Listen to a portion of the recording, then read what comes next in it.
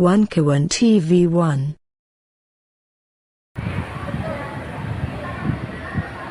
Bismillahirrahmanirrahim. Assalamualaikum warahmatullahi wabarakatuh. Sidang yang kesekian kalinya tanggal 10 ini menarik. Kenapa saya katakan menarik? Ternyata dari pihak tergugat 7 dan 8 itu tidak melengkapi. Justru yang lebih menarik lagi, ya pertama hakim tidak berlaku adil, tidak berlaku disiplin, tidak berlaku tegas dalam konteks kegaduhan di dalam sidang.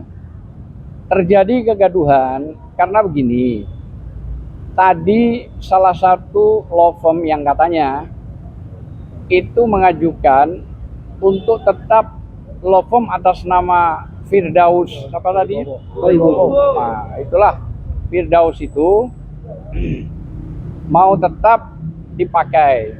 Logikanya secara hukum sudah tidak bisa. Law firm itu ada karena person pribadi. Tapi kalau pribadinya sudah dicabut haknya oleh Mahkamah Agung melalui perma dan segala macam, maka sudah tidak punya hak lagi untuk beracara. Nah, kalau lucu banget kalau misalnya law firm tetap dipertahankan atas nama orang yang bermasalah, sudah dianggap cacat, sudah dicabut, sudah dibekukan oleh Mahkamah Agung, PT, Pengadilan Tinggi juga, terus tetap dipakai. Jadi apa negeri ini? Gitu loh ya.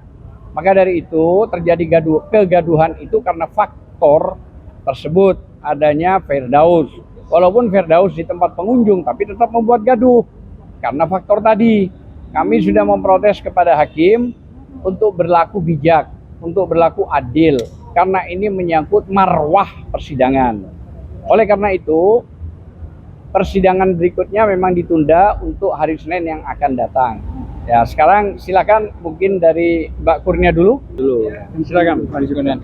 Bismillahirrahmanirrahim. Assalamualaikum warahmatullahi wabarakatuh. Saudara-saudara sebangsa dan setanah air, ya Anda mungkin sudah melihat sekilas dari live daripada persidangan ini ya. Akhirnya sidang harus diundur 1 minggu. 1 minggu itu berarti kita telah mengeluarkan biaya percuma, ya tenaga, pikiran semuanya. Hanya karena pihak T atau tergugat yang tidak disiplin. Sebenarnya Undang-Undang Dasar 1945 pasal 24 itu memberikan suatu daya yang besar kepada hakim, yaitu lewat kekuasaan kehakiman untuk bisa memimpin persidangan, ya karena mereka adalah dominus litis, ya. Kami seharusnya menginginkan kalau memang tidak ada hak untuk berada dalam persidangan, silahkan keluar dari area persidangan. Itu saja, sangat simpel. Tapi karena berlarut-larut, akhirnya menjadi sedemikian. Saya kira ini memang bukan tanpa sebab. Jika negara memang sudah tidak dipimpin dengan kepala negara, ya, yang menjadi pemersatu sesuai dengan alinea keempat Undang-Undang Dasar 1945 pembukaan bahwa negara itu adalah menjadi pemersatu bagi negara, bagi warga negaranya, maka ini tidak menjadi tujuan itu sampai. Saya ingin mengatakan seharusnya bahwa hukum itu adalah obat. Lex semper debit remedium. Ya, artinya hukum itu adalah obat. Artinya kalau obat apa? Tidak ada yang lain lagi. Ya obat, ikuti, patuhi, dan taati. Ya, nah oleh karena itu sebenarnya sidang hari ini banyak hal yang ingin kami lakukan. Di antaranya kami mengatakan bahwa insya Allah kami patuh kepada e-court, ya, kecuali mengenai pembuktian. Jadi soal replik, duplik, dan segala macam silahkan dilakukan secara e-court. Tapi di luar itu e-litigasi, ya. Tapi kami juga ingin menyampaikan banyak hal bahwa kami ingin agar persidangan ini menjadi berbeda, ya, karena setelah nanti e-court ini kita tidak akan sering berjumpa ini, semuanya melalui sistem online, ya, sampai pembuktian nanti begitu. Pengalaman membuktikan setiap kali persidangan itu antara rakyat melawan penguasa, selalu saja rakyat yang dikalahkan. Jadi kami tadi ingin menyampaikan, ingin memesankan kepada hakim, gunakan kekuasaan kehakimanmu untuk menegakkan kebenaran dan keadilan, bukan bersikap netral.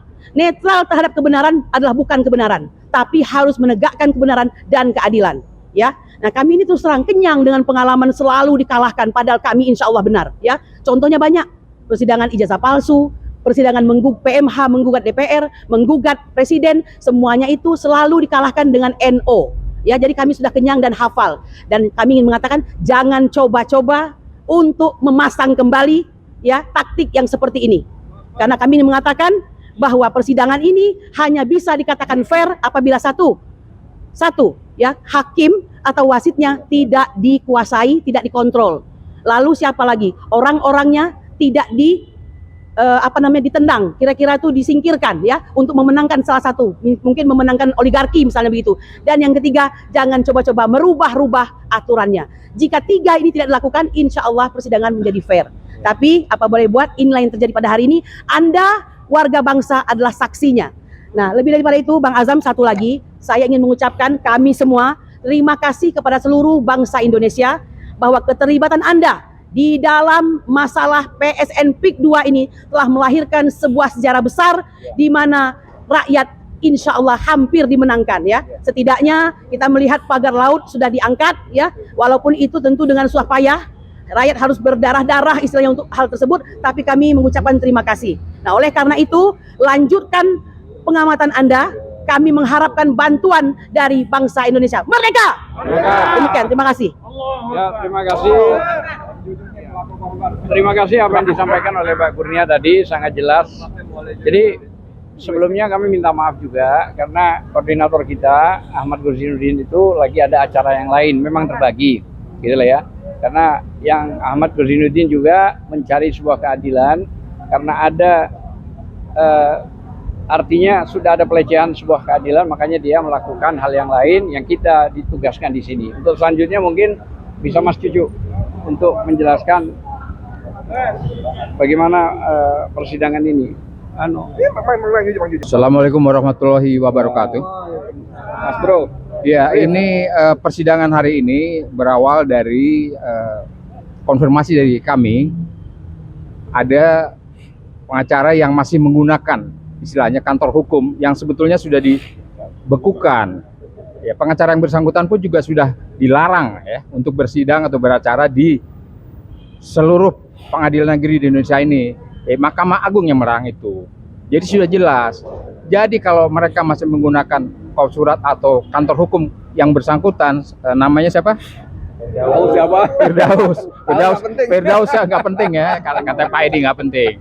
Itu dari situ pertanyaan itu. Yang herannya, yang saudara yang bersangkutan Firdaus itu ada di luar sidang, ya ada di luar sidang dan protes. Nah, yang kita sesalkan, Majelis Hakim tidak berlaku secara profesional di sini, yang tegas ya. Juga ada pihak kepolisian begitu, tidak tegas.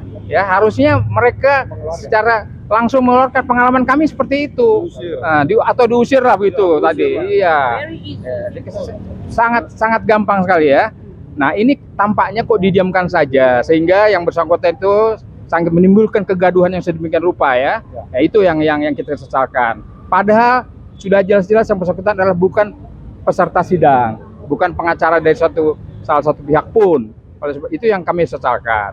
Nah, kemudian menyangkut materi persidangan, sebetulnya oke lah, ini hanya suatu permainan apalah disebutnya seperti itu. Tadi Mbak Kurnia sampaikan begitu ya. Apakah kita sudah pengalaman kalau berhadapan dengan penguasa, pihak penguasa itu selalu dikalahkan atau di-NO atau dimenangkan mereka ya. Oke, tapi semua ini ingin kami buktikan sebagai contohnya ya, tadi katakan rakyat Indonesia 2 hari yang lalu Presiden kita sudah menerima Aguan dan kawan-kawan ya yang dihadiri oleh 8 naga, kan kira-kira seperti itu ya. Dia udah jelas ya omon-omonnya mereka seperti itu ya. Bagaimana mereka ingin atau presiden kita bisa melawan para naga-naga itu kalau kejadiannya seperti itu, minta bantuan, minta tolong ya, kontribusinya segala macam di situ. Tapi oke lah, kekuatan rakyat adalah kekuatan Tuhan ya, kekuatan Tuhan. Oleh sebab itu kami tetap yakin bahwa dengan dukungan rakyat, perjuangan ini tetap akan kita lanjutkan, kita teruskan, dan insya Allah kemenangan ada di tangan rakyat. Amin. Demikian ya. Lanjutkan. Ya, terima kasih Mas Cucu sudah menyampaikan. Memang itu ya faktanya yang terjadi. Sekarang giliran rekan kita ya, untuk melanjutkan apa yang terjadi di dalam persidangan. Assalamualaikum warahmatullahi wabarakatuh. Ya, sebetulnya itu dari mediasi terakhir itu kami sudah heran sekali, sudah keberatan. Kenapa si Firdaus dengan kantornya sendiri, kemudian namanya dia ada di atas nomor 1 sebagai advokat. Dan tadi juga masuk dan dia melakukan protes di dalam ruang persidangan. Itu yang bikin kacau. Padahal ya si Firdaus itulah yang membuat citra daripada pengacara jatuh, benar-benar jatuh. Ya, termasuk pengadilan. Nah itu ya. Jadi kami minta dalam hal ini betul untuk yang akan datang harus sudah ada perubahan surat kuasa tersebut dan harus tidak ada yang namanya Firdaus. Itu harus tidak ada di situ. Termasuk law firm-nya. Karena tadi sudah dijelaskan sama kawan kami bahwa yang namanya law firm itu berdiri berdasarkan atas legalitas. Apa legalitasnya? Yaitu BAS secara personal. Ada BAS, ada KTA, itu dasarnya. Jadi kita tunggu besok hari yang akan datang, hari Senin yang akan datang. Nah, dalam hal ini terus terang saja, gugatan kita itu adalah awal daripada pergerakan rakyat, awal daripada pergerakan khususnya rakyat Banten. Ya, dari gugatan kita ini itu sudah seluruh Indonesia sudah pasti mengetahui hal ini. Walaupun berat, ada yang bilang gimana Pak Sugeng? Oh, walaupun berat tetap akan kami laksanakan, tetap akan kami lakukan perjuangan. Kenapa? Ya, kenapa? Si Omon kan ya berapa hari lalu dia menerima 9 naga, 8 naga, menerima di situ. Ya, sampai Aguan yang namanya Aguan itu udah kayak bintang film itu wajahnya. Di WhatsApp selalu hadir di situ. Nah, kami minta dalam hal ini untuk dukungan daripada rakyat seluruh Indonesia, kita melakukan secara hukum. Itu kami minta doa dan kami minta dukungan. Bagi yang londo-londo ireng, termasuk pengacara ireng, kami minta secara pribadi bertobatlah. Ini rakyat kita, bangsa kita. Ya. Jangan sampai mencari makan di atas penderitaan rakyat sendiri. Jadi penjilat namanya. Dia punya alasan katanya bekerja. Orang-orang bekerja yang dari timur. Kalau bekerja itu berdasarkan atau didasarkan oleh penderitaan rakyat, itu udah nggak benar. Secara agama juga udah nggak bagus, udah nggak baik sekali. Itu saja. Ya. Dilanjut Mbak Susi. Ya, geser ya, enggak ya.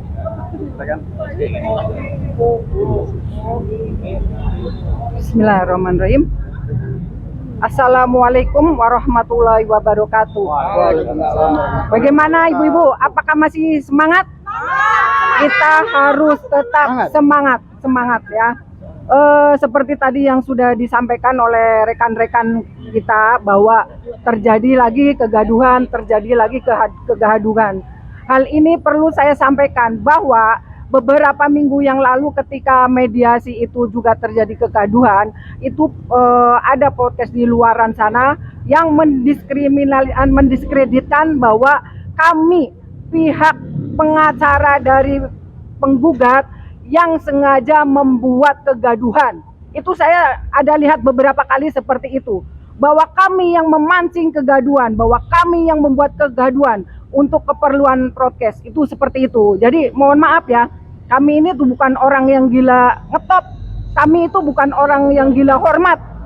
Kami di sini mengedepankan, menyuarakan kepada seluruh rakyat Indonesia bahwa inilah wajah peradilan di negeri ini.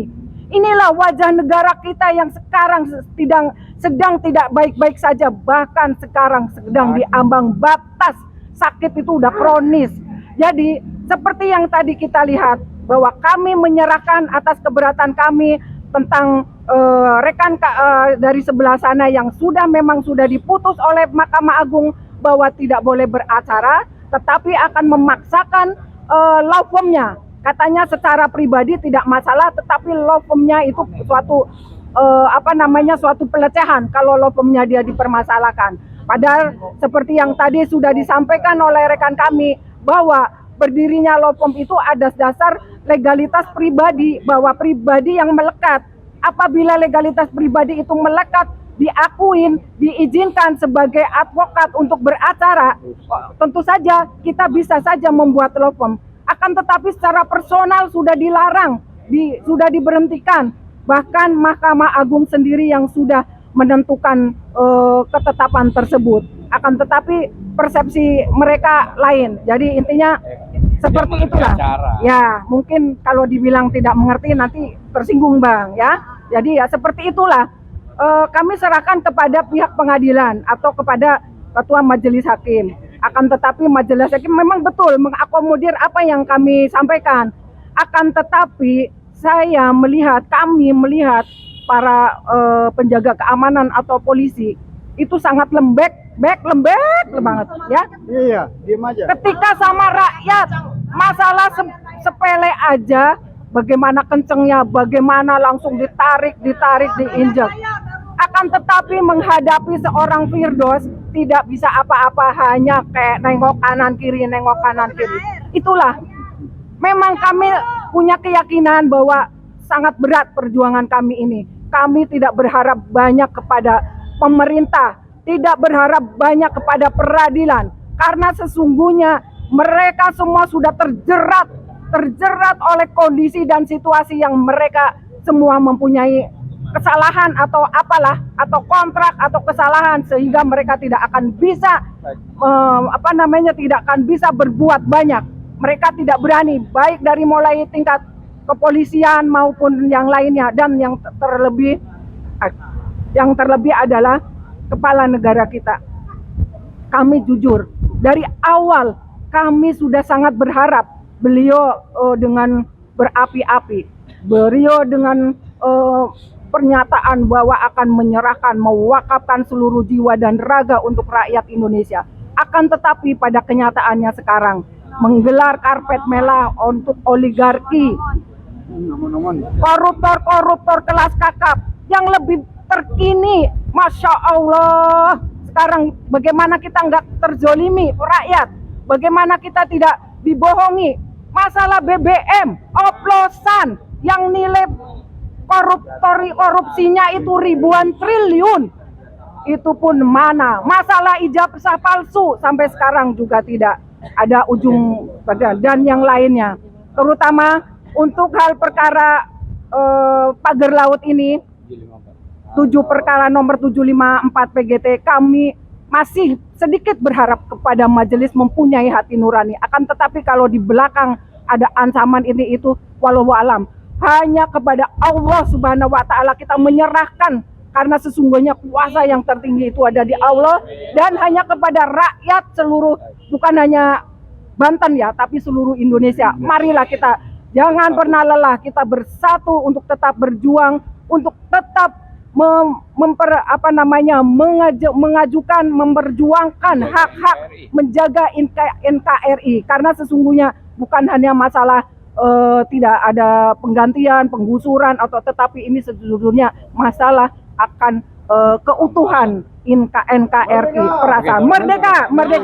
Sekian, terima kasih. Billahi taufik wal hidayah. Wassalamualaikum warahmatullahi wabarakatuh. Waalaikumsalam. Selamat sugeng Mbak Susi. Saya jelas tadi apa yang disampaikan pesan. Sekarang prinsipal. Terakhir Bismillahirrahmanirrahim. Assalamualaikum warahmatullahi wabarakatuh. Waalaikumsalam warahmatullahi wabarakatuh. Merdeka? Belum merdeka. Akan merdeka. Insya Allah merdeka. Teman-teman sekalian, tadi kita udah ikuti, seru banget ya. Alhamdulillah kita punya jagoan, antara lain namanya Juju Purwantoro. Masya Allah. Tadi begitu sih, siapa namanya yang nggak penting, namanya siapa? Daus ya. Daus itu ikut bunyi-bunyi cawe-cawe, beliau panggung. Anda tidak berhak, keluar. Yang naik meja ya, yang menurut teman-teman lawyer tadi sudah dicabut izin berbukukan ya oleh MA ya, dan memang tidak berhak sama sekali. Dan memang menarik sekali, dan saya kira ini orang ini rada aneh ya. Tadi saya diam-diam takut juga loh, takut dia nanti kirimkan pasukan untuk menebar uranium di ruang sidang. Ya kan jangan lupa loh, dia punya gunung uranium loh, 4.000 hektar loh. Uranium itu kan bahan bakunya nuklir, masya Allah, ngeri banget. Belum lagi mobil Lamborghini-nya 22 miliar ya si Hotman Pass itu murah gitu. saya nggak ngerti teman-teman wartawan tuh kok masih aja ngangkat orang ini jadi berita ya. Udah ngomongnya macam-macam nggak masuk akal tapi jadi berita terus nih. Heran nih. Nah tapi di luar itu tadi omong-omong aja. Sekarang kita masuk substansinya ya. Saya tertarik dengan Kurnia tadi ketika keluar, dia mengatakan sambil marah, tentu saja saya sepakat sekali. Kalian enak, ngulur sidang, kalian dibayar miliaran, bla bla bla bla, ya kan? Dan saya kira walaupun kita nggak tahu angkanya, saya kira itu hampir pasti benar ya kata Kurnia tadi, miliaran itu udah hampir pasti benar ya. Sementara kita kan semuanya, masya Allah, pengacara ini pro bono, dapatnya dari Allah saja, insya Allah ya, pahalanya semuanya jadi amal soleh. Apalagi bulan Ramadan nanti pahala-pahala akan Allah tingkatkan, akan lipat gandakan ya. Amin ya rabbal alamin. Nah, cuman seperti tadi kata teman-teman pengacara tadi, kita menyayangkan satu, hakimnya kita tidak tegas ya. Mestinya kegaduhan, kericuan semacam tadi itu bisa diminimalisir, kalaupun nggak bisa dicegah ya. Bisa diminimalisir kalau dia perintahkan aparat keamanan segera mengeluarkan si Wiwoho itu. Di bawah. Sehingga penting itu ya, atau yang sok merasa penting itu yang pertama. Yang kedua, teman-teman tadi juga kepada petugas keamanan khususnya pihak kepolisian juga nyaris tidak mengambil tindakan apa-apa. Sampai lagi-lagi Kurnia masih dalam ruang sidang tadi juga ngomelin, betul ya, ngomelin apa, kalian dibayar untuk bla bla bla tuh. Aduh, ini perempuannya dasar luar biasa, memang nggak ada lawannya. Tapi kembali ke inti persoalan teman-teman sekalian, saya kira seperti tadi disampaikan oleh siapa? Kurnia lagi referensinya, bahwa insya Allah kita menang, walaupun bisa jadi nauzubillah min dzalik, bisa jadi hakim akan memutuskan yang merugikan kita, ya. Tadi Mbak Susi bilang bahwa kita percaya ada harapan hakim berlaku adil. Tapi kalau di belakang ada ancaman-ancaman, saya tambahin Mbak, bukan cuma ancaman, juga iming-iming, ya itu jurusnya jurus satu paket ya, iming-iming dan ancaman. Lu gue kasih duit, kalau nggak mau gue ancam. Itu dua-duanya satu paket biasanya. Kemudian dia melintir, lumer karena hal seperti itu ya kita serahkan pada Allah. Yang penting Allah tahu kita sudah berusaha berjuang ya, sudah berbuat. Cuman memang perjuangan kita memang semakin lama semakin berat ya. Kita berupaya mengadvokasi masyarakat Banten, Tangerang khususnya, tapi pada saat yang sama dia, Aguan dan kawan-kawan menebar bansos, menebar sembako, kemarin peresmian masjid seolah-olah gitu ya, seolah-olah ada keberagaman, ada kepedulian. Menteri Agama mengatakan ini tidak ada negara dalam negara, ini simbol keberagaman. Saya ingin mengingatkan Menteri Agama, siapa namanya, Nasaruddin Umar ya, itu Pak Menteri bilang itu terlalu polos, naif ya. Kalau saya bilang Menteri naif polos ya lucu banget ya. Pak Menteri, coba Bapak perhatikan, telusuri, perintahkan staf Bapak menggoogling, men-searching di mana masjid itu berdiri. Yang Bapak lakukan peletakan batu pertama itu tanahnya dari mana, bagaimana cara mereka memperolehnya. Itu penuh kezaliman, perampasan, kriminalisasi, bahkan penjara kepada orang-orang yang menolak menjual. Itu kezaliman yang luar biasa. Menguruk tanah yang belum selesai dibayar, menguruk tanah yang belum ada kesepakatan apapun juga, menguruk sungai-sungai, sawah, tambak, itu kezaliman Pak Menteri. Nggak bisa Pak Menteri melihat yang sudah jadi kemudian mengatakan ini simbol keberagaman, ini simbol kepedulian, kita terima kasih pada Pak Aguan.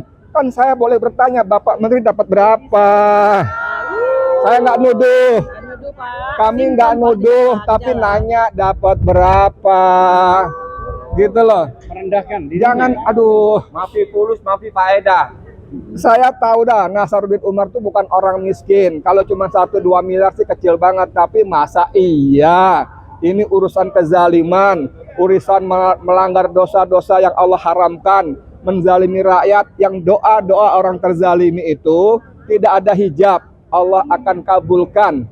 Makanya kalau mau ngomong, pikir-pikir, gunakan nurani. Walaupun amplop transfer udah kebayang-bayang, nurani. Kasih tahu nuraninya, ini semua setoran ini semua nggak ada artinya semua di hadapan Allah. Kan begitu teman-teman ya? Akhirnya kembali ke sidang ini, kita berharap bahwa sidang tidak bertele-tele lagi. Saya nggak tahu agenda berikutnya apa kalau masih ada sidang. Tapi mungkin kita perlu tekanan lebih besar lagi dari seluruh rakyat Indonesia, khususnya warga Tangerang, Banten, agar memberikan tekanan, pressure yang lebih hebat lagi supaya hakim tidak main-main lagi, tidak ngulur-ngulur waktu lagi, langsung ke pokok persoalan dan memutuskan dengan cara seadil-adilnya. Gitu ya. Nasrul minallah wa fatun qarib wa basyiril mu'minin. Assalamualaikum warahmatullahi wabarakatuh. Ya, terima kasih. Apa yang dijelaskan oleh Mas Edi sebagai prinsipal itu saya cukup jelas, ha. Nggak perlu saya ulang. Tapi tadi juga selain dari Mbak Kurnia yang sangat serius lah tadi ya, marah ya, termasuk Mbak Susi yang perempuan. Nah ini juga di sebelah saya ada Meni ya, Mbak Meni ya, Mbak Menu ini menuding-nuding dengan cukup keras, bahkan menantang tadi. Ini ada apa ini, saya nggak ngerti. Apakah apa mantan pacarnya atau apa? Nggak ngerti, silakan Pak. Oke, sorry. Yang punya laut di Tangerang. Ya. Oh, Oke. Assalamualaikum warahmatullahi wabarakatuh. Jadi tadi apa yang terjadi di ruangan pengadilan memang cukup chaos ya. Tapi kalau dilihat itu memang ada satu chaos itu terjadi karena ada satu provokator ya. Dan memang kebanyakan ini kita ini adalah mak-mak yang gampang banget emosinya kepancing ya, betul ya. Nah tetapi tidak disalahkan juga apabila yang provokator by design itu memang menyalahi aturan yang ada, betul ya, seperti itu. Jadi mereka ada sedikit rencana terselubung gitu ya. Mereka ingin terus ini ditunda-tunda ya. Jadi tapi gimana ya? Kalau kita ikuti aja permainannya, dan satu ya, di sini kita memang melawan kezoliman yang benar-benar TSM ya. Saya hanya berdoa begini untuk kepada masyarakat Banten ya. Di sini kita bersama mereka. Semoga masyarakat Banten di sana juga kita kompak pada saat waktunya. Kalau memang negara bukan tidak ada untuk kita, kitalah yang akan merebut hak kita. Dan ya kita akan merebut hak kita. Dan satu lagi, kita di sini akan terus ada di pengadilan ya sampai titik darah terakhir. Kita tidak ingin sama sekali, kita tidak ingin kalau akhirnya Banten menjadi lepas, karena itu akan terjadi ke negara lain, ke daerah-daerah lain juga. Ingat, kita adalah Garuda, kita bukan naga. Kita sedang menunggu waktu kapan kita akan memotong leher naga itu. Terima kasih. Wassalamualaikum warahmatullahi wabarakatuh. Ya, jadi saya Anwar Silalahi. Sebenarnya kita sangat kecewa dengan tindakan ataupun kelakuan daripada hakim tadi di persidangan, karena itu sudah sangat memalukan yang namanya peradilan di Indonesia ini. Dan harusnya ke depannya itu orang-orang seperti yang membuat Firdaus, yang membuat ricuh di persidangan, di ruang sidang, hendaknya dikeluarkan dan di blacklist ke depannya, tidak boleh hadir lagi. Nah, karena kita di sini yang namanya persidangan itu haruslah menghargai, karena yang mana persidangan ini bukan tempat ecek-ecek kalau bahasa Medan. Ini tempat mencari keadilan dan wakil Tuhan. Jadi kemana lagi masyarakat Indonesia ini mencari keadilan kalau bukan ke pengadilan ini, begitu. Jadi tolong kepada masyarakat Indonesia seluruhnya ya, bukan hanya Tangerang atau Banten yang terdampak dari kasus ini, dukungannya ialah tolong suarakan dan viralkan bahwasanya keadilan di Indonesia ini cukup memprihatinkan. Begitu saja mungkin saya kembalikan kepada Bang Agam. Terima kasih kepada Anwar Silalahi. Mungkin sedikit ya, tekan sedikit aja, sedikit, karena waktu ya. Assalamualaikum warahmatullahi wabarakatuh. Ya ayyuhallazina amanu kutiba alaikumusiyam kama kutiba alal ladzina min qablikum la'allakum tattaqun. Manjada wajada, artinya barang siapa yang bersungguh-sungguh maka dia akan dapat. Insya Allah di sahur jihad ini, di bulan jihad ini, di bulan suci Ramadan, kemenangan insya Allah kita dapat memperoleh. Cuma yang sangat disayangkan, kami sebagai rakyat mewakili rakyat, seluruh rakyat Indonesia, khususnya rakyat Banten, ya, kami menghimbau, datanglah ke pengadilan negeri ini agar tahu kekuatan rakyat itu tidak bisa dikalahkan oleh siapapun. Yang pertama. Yang kedua, kami menghimbau kepada yang mulia hakim, ya, jangan sampai hakim diintervensi oleh bayaran-bayaran yang tidak menentu. Itu dugaan saya. Tapi ingat hakim ini kayaknya lembek sekali tadi yang saya lihat. Seharusnya dia memberikan keluar kamu dari pintu dari persidangan, itu tidak boleh. Padahal itu yang berkuasa itu yang di dalam, bukan yang di luar. Itu saja. Kurang lebihnya satukan kekuatan, jangan lekas lelah dalam perjuangan ini. Takbir, Allahu Akbar.